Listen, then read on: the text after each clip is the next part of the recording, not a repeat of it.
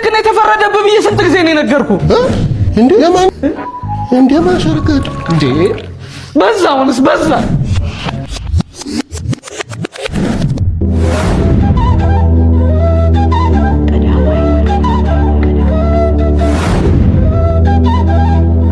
The home for season 2 of House of David that is streaming.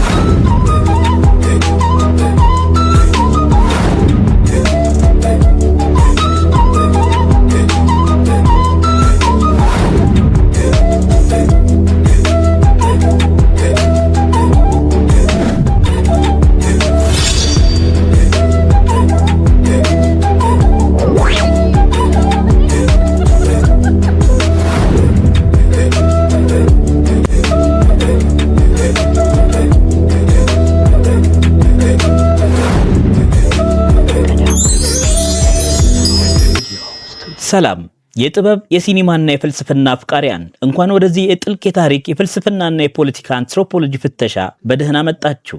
እንዴ በዛውንስ በዛ ሲኒማ ማለት የአንድ ማህበረሰብ ታሪካዊ ጠባሳ ስነ ልቦናዊ እውነታና ህልውናዊ ውጥረት በሳቅና በፍልስፍና ተቀይሮ የሚታይበት ታላቅ የማህበረሰብ መስተዋት ነው። አንዳንዴ ይህ መስተዋት በሰከንዶች በሚለኩ አጫጭር ድራማዎች ውስጥ እጅግ ግዙፍ የሆኑ የዘመናችንን ስነ ልቦናዊ ፖለቲካዊ ህመሞች አምቆ ይይዛል። ዛሬ የምንመረምረው አጭር ትዕይንት በወህኒ ቤት ማዕድ ቤት ውስጥ የተካሄደች ተራ አስቂኝ ውይይት ይመስላል። ነገር ግን ጠጋ ብለን ስንመረምረው የኢትዮጵያን የታሪክ ስብራት፣ የፖለቲካ ውጥረቶች አብዘርዲቲና በአሁኑ ሰዓት ማህበረሰባችን ያለበትን የኑሮና የህሊና ጫና በምጸት የሚያንጸባርቅ ድንቅ የጥበብ ስራ ሆኖ እናገኘዋለን። እድሜ ልክ ነው የተፈረደብህ ብዬ ስንት ጊዜ ነው የነገርኩህ? የማንን እድሜ ልክ? እድሜ ልክ እንደ ሱዳን እድሜ ልክ ስባል ዝም አልኩኝ። ዳይሬክተሩ የማህበራዊ አካባቢውንና የገጸ ባህሪያቱን ውሳጣዊ ስነ ልቦና ለመግለጽ የተቀናጀ ካሜራና የቀለም ስልትን ተጠቅሟል። የቀለም ሳይንስና ተቃርኖ በእስረኞቹ አልባሳት ላይ የሚታየው ደማቅ ቢጫና ቀይ ቀለም በወህኒ ቤቱ አሰልቺ ደብዛዛና ግራጫ ግድግዳዎች ላይ ከፍተኛ ንጽጽር ይፈጥራል። ይህም የገጸ ባህሪያቱን ውሳጣዊ ውጥረት፣ ያልሞተውን የነጻነት ጥማትና በማህበረሰብ ውስጥ የሚታየውን ተስፋ የመቁረጥና የመታገል ስሜት ቁልጭ አድርጎ ያሳያል።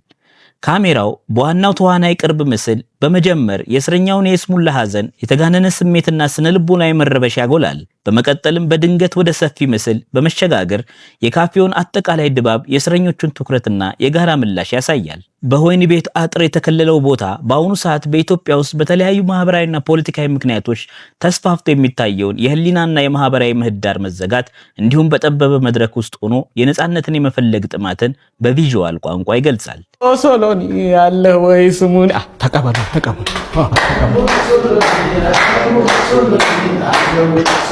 ስሙ ሶሎኒ ፈረሱ ደቁስ በሰማይ ይበራል በክርስቶስ።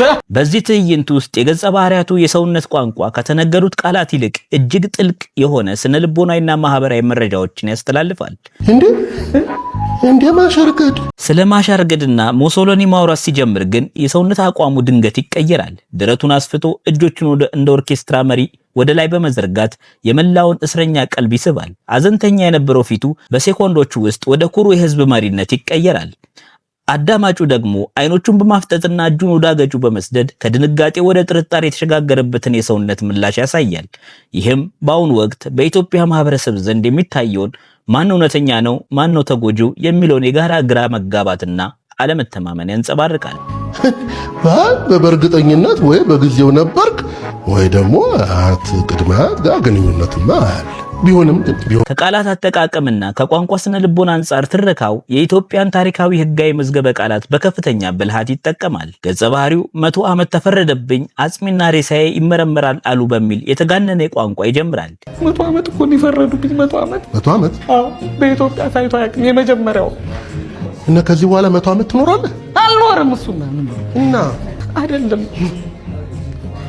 ሬሳህን እንፈልገዋለን፣ አስክሬኑ ይፈለጋል አሉ፣ ይመረመራል አሉ። ይህ በህግ ፍልስፍና ውስጥ የስልጣን አካላትን እጅግ አምባገነናዊነትና የፍርድ ሂደቶችን አብዘርዲቲ፣ የፍትህ ስርዓቱን ህዝብ ላይ የሚፈጥረውን ድንጋጤ የሚያሳይ ምጸታዊ መሳሪያ ነው። በመቀጠልም ላንተ ያለኝን ጥልቅ ፍቅር እንደማሸርገድ ቆጥረውት በማለት የጣሊያኑ ማርሻል ግራዚያኒ ስም ይጠራል። ማሸርገድ የሚለው ቃል በኢትዮጵያውያን ስነ ልቦና ውስጥ የአገር ፍቅር ከዳተኝነት፣ ባንዳነትና የከፋ በደል ምሳሌ ነው። ለሙሶሎኒ ግጥም የገጠሙለትና ይሄ እስክስታ የወረዱለት አዝማሪዎች ራሱ እንዳንተ ባንዳ አይደሉ ባንዳ ነህ አሉኝ። ግላዊ ፍቅርንና ታማኝነትን ከባንዳነትና ከሀገር መክዳት ጋር አዛምዶ ማቅረቡ የቃላት ምጸትን እጅግ ከፍተኛ ደረጃ ላይ ያደርሰዋል። በአሁኑ ወቅት በሀገራችን የሚታዩ አያሌ ፖለቲካ ውጥረቶች፣ የታሪክ ትረካዎች ግጭትና የተጋነኑ የክስ ወንጀሎች በትዕይንት ውስጥ ባለው የ100 ዓመት ፍርድና የአጽም ምርመራ ምጸት ይወከላሉ።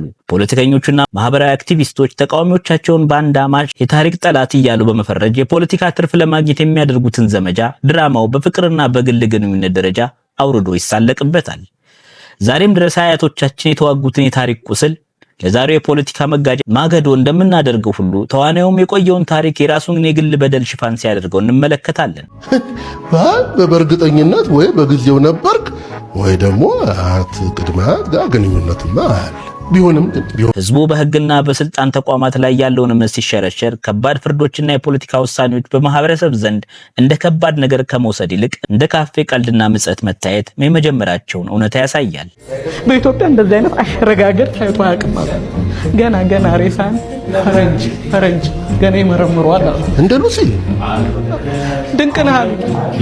ድንቅነህ አሉኝ እኮ የዛኔ የፍልስፍናው ሊቅ አልቤር ካሙ በአብዘርዲቲ ንድፈ ሐሳቡ እንደሚናገረው የህይወት አብዘርዲቲና የፖለቲካ ጭቆና በሚበዛበት ጊዜ የሰው ልጅ ብቸኛ የመቋቋሚያ መንገድ ሳቅ፣ ምጸትና ጥበብ ነው።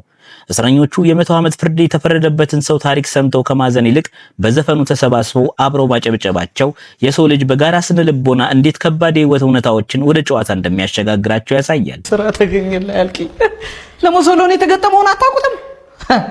ኧረ ሙሶሎኒ አለ ወይ ስሙን ተቀበሉ። የሚሼል ፉኮ የኃይል ትንታኔ በዲሲፕሊን ኤንድ ፐኒሽ መጽሐፉ እንደገለጸው አምባገነን ስርዓቶች በሰው አካል ላይ ጥፋትና ፍርድ ሲጭኑ አካሉ የፖለቲካ መጫወቻ ይሆናል። አጽም ይፈለጋል የሚለው ገጸ ባህሪ ስልጣን ከሞት በኋላ እንኳን ሰውን የመቆጣጠር አብዘርዲቲውን ያጋልጣል። በአሁኑ ሰዓት የኢትዮጵያ ህዝብ በከባድ የኑሮ ውድነት፣ በደህንነት ስጋትና በፖለቲካ ቀውስ ውስጥ ሆኖ እንኳን በቲክቶክ በፌስቡክ ቀልዶችና መጸቶችን እየሰራ የሚስቀው የቆየውን የማህበረሰብ የመቋቋም አቅም ወይም ሶሻይታል ሪዚሊየንስ በመጠቀም ነው። ሳቅ እዚህ ጋር የደስታ መግለጫ ሳይሆን የከባድ ህመም ማስታገሻ መሳሪያ ነው።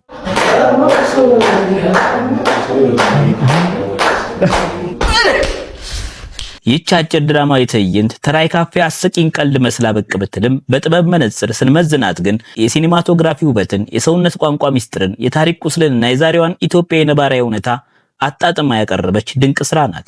ጥበብ ማለት ከዕለት ተዕለት ኑሯችን ከፖለቲካ ውጥረቶቻችንና ከፈገግታችን ጀርባ ያሉትን ጥልቅ እውነታዎች አውጥቶ የሚያሳይ ታላቅ መስተዋት መሆኑን የትዕይንት ዳግም ያስመሰክራል። ጥበብን በጥልቀትና በስፋት መመርመራችን እንቀጥላለን። እስከሚቀጥለው የሲኒማቲክ ትንታኔያችን ድረስ ሰላምና ፍቅር ለሀገራችን ይሁን። እዛውንስ በዛ ማለቴ ሱማ ተከስቻለሁ። ፍርዴ ምንድነው የተፈረደብኝ ነገር? ሬሶዬ ምን ላድርግ? ሰላም እንዴት ናችሁ? ሰብስክራይብ ያደረጋችሁ ጠብቁ። እንደምትወዱት ተስፋ አለን። ባይ። ሰላም እንዴት ናችሁ? የዩቲዩብ ቻናል ተከታታዮቻችን የደውል ምልክቱን ይጫኑ፣ ሰብስክራይብ አድርጋችሁ ጠብቁን። ሰብስክራይብ ያደረጋችሁ ተከታተሉን። እናመሰግናለን። ቀዳማይ ስቱዲዮ